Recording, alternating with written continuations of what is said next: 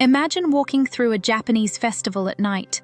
Rows of little stalls, glowing lanterns, and smoke rising everywhere.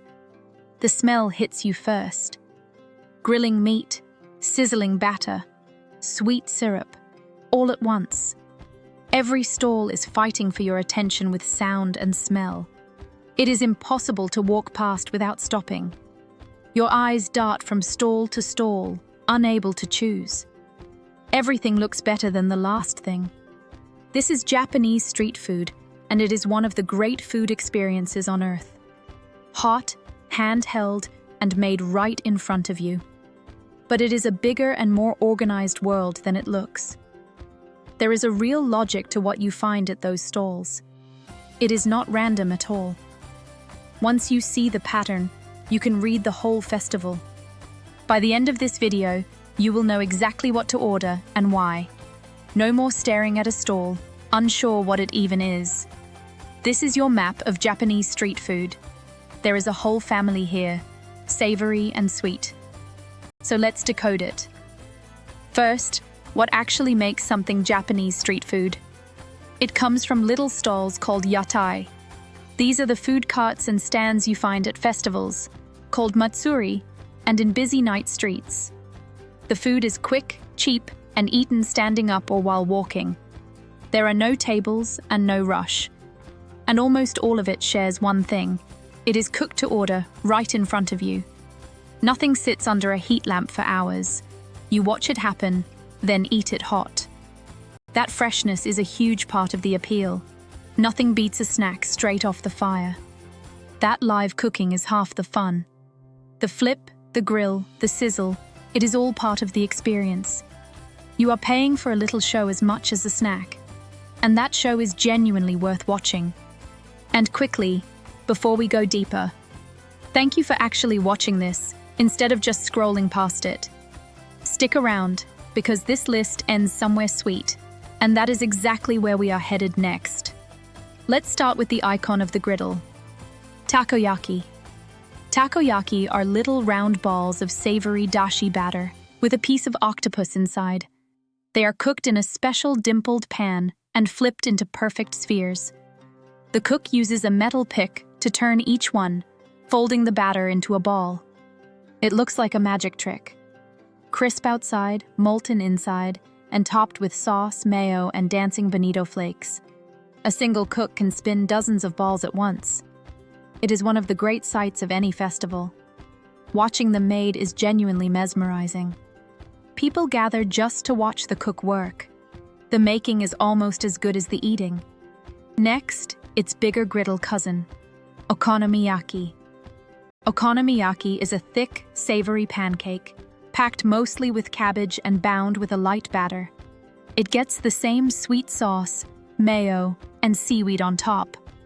Where takoyaki is bite-sized, okonomiyaki is a full, hearty meal off the griddle. Both come from Osaka, Japan's street food capital. You can even cook it yourself at some stalls.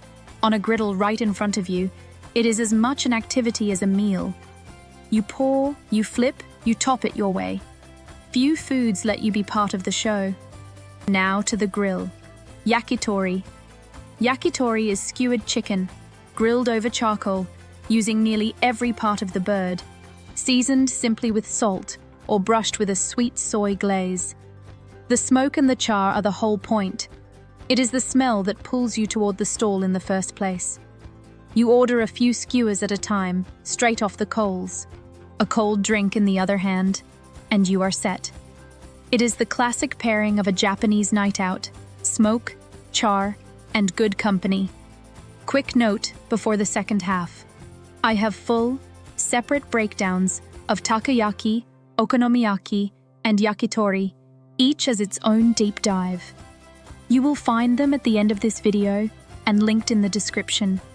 So if one grabs you, you can head straight there. Back to the griddle for a noodle classic. Yakisoba. Yakisoba is wheat noodles fried on a hot plate with cabbage, meat, and a sweet, tangy sauce. Despite the name, it is not made from soba at all. It is actually wheat noodles, just like ramen. The soba in the name is a little trap. It is piled high, sometimes even stuffed into a bun. The cook tosses it on a huge iron plate, sending up clouds of savory steam. Then there is the grill again, with seafood. Ikayaki, which is whole grilled squid. The squid is basted in a soy-based sauce and grilled until smoky and tender. It is charred, chewy, and deeply savory, eaten straight off the skewer. Whole squid on a stick looks dramatic, and it tastes even better. It is festival food at its boldest. The smell of grilling squid is unmistakable at a festival. It is smoky, salty, and impossible to ignore. And of course, the crispy crowd pleaser. Karaage, Japanese fried chicken. Bite-sized, marinated, and fried until shatteringly crisp. Served hot in a paper cup. No skewer, no mess, just a cup of crunchy chicken. It is the easiest thing in the world to eat while walking. The ultimate festival finger food. You can hold your drink, keep walking, and still eat. That convenience is the whole point of street food. Now, here is where the festival turns sweet. And this is your signpost for what comes next. First, taiyaki. A fish-shaped cake made in a hot iron mold like a waffle. The shape is pure fun, but the texture is the draw. Crisp edges giving way to a soft, sweet center. It is filled with sweet red bean paste, or custard, or chocolate. You hold it by the tail and eat from the head. Then dango, little chewy balls of sweet rice flour, threaded onto a skewer. They are made from the same kind of rice flour as mochi.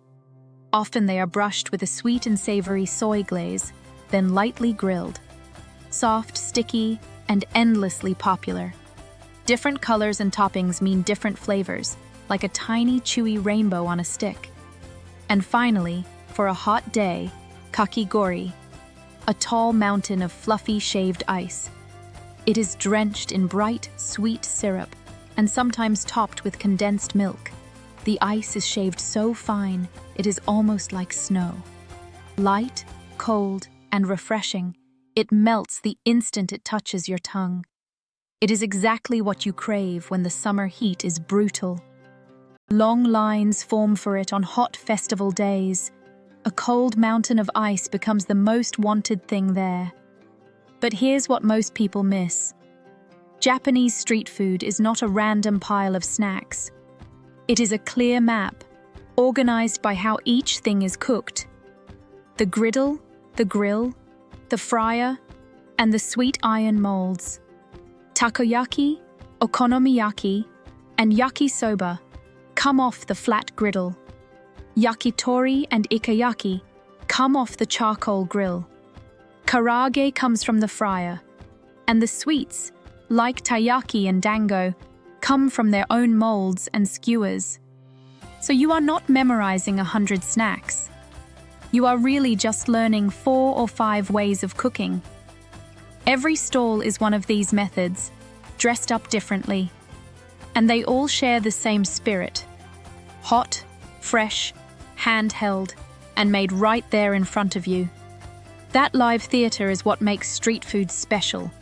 You are not just buying a snack, you are watching it come to life. It is food designed for a moment. It is not really about the recipe. It is about where and when you eat it. So the next time you see a wall of Japanese food stalls, you will not feel lost. You will know exactly what each one is doing. Griddle, grill, fryer, or sweet mold. Learn those 4, and every stall stops being a mystery. And notice where this journey ended. On the sweet stuff, the taiyaki, and the dango, and the shaved ice. Because that is exactly where we are going next. The channel is about to dive into Japanese desserts. Consider this your invitation. The sweet side of Japan is coming right up. So here is your takeaway. Japanese street food is a whole organized world, sorted by how it is cooked and eaten hot, right where it is made. Learn the methods, and you can read any festival stall in Japan. Now I would genuinely love to know, Which of these would you run to first at a Japanese festival? Tell me in the comments below. And here is the one moment I will actually ask. If this made you want to book a trip, leave a like. It really helps the channel grow. And subscribe if you want more of Japanese food decoded, one dish at a time, with desserts coming up next. To go deeper right now, the video on the left breaks down Okonomiyaki, one of the great griddle classics. And on the right, you can decode miso, the flavor base behind so much of this food. See you in the next one.